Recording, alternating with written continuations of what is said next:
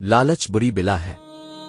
शहर के करीब किसी गांव में एक कुत्ता रोजाना सुबह अपनी रोजी की तलाश में घर से निकलता था और गोश्त की दुकान के बाहर पड़ी हुई हड्डियों को जमा करता और घर लाकर अपने घर वालों के साथ मिलकर खाया करता।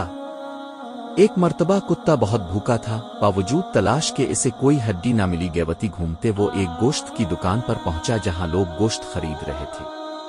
कस्साब लोगों को गोश्त बेच रहा था। कुत्ता आहिस्ता आहिस्ता दुकान की तरफ बढ़ा और कस्साब से नजर बचाकर हड्डी उठाई और अपने घर की तरफ दौड़ लगाई। कस्साब ने कुत्ते की यह हरकत देखी तो कुत्ते के पीछे भागा। अब तो कुत्ता बहुत घबराया और तेजी से दौड़ने लगा, यहां तक कि वो कस्साब की पहुंच से बहुत दूर निकल गया।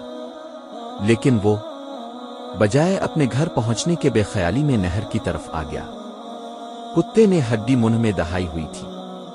इसने नहर में देखा तो इसे अपना ही अक्स नजर आया। कुत्ता समझा कि पानी में एक और कुत्ता है जिसके पास हड्डी भी है। लालची कुत्ते ने सोचा कि क्यों ना मैं इससे ये हड्डी छीन लूं तो मेरे पास 2 हड्डियां हो जाएंगी। इस इरादे से इसने जैसे ही भौंकने के लिए मुंह खोला तो उसके मुंह से हड्डी पानी में जा गिरी। अब इसने देखा तो पानी में मौजूद कुत्ते के मुंह में भी हड्डी ना थी। अब इसकी समझ में आया कि जिसे वो दूसरा कुत्ता समझ रहा है हकीकत में वो इसी का अक्स था। लेकिन अब इस समझ का क्या फायदा। लेकिन इतनी बात इसकी समझ में आ गई कि लालच बुरी बिला है।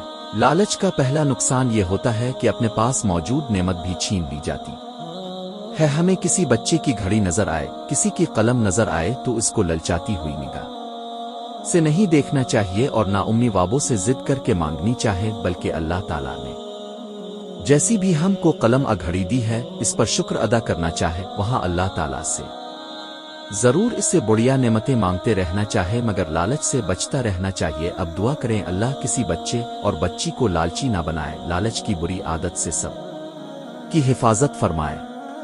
आमीन।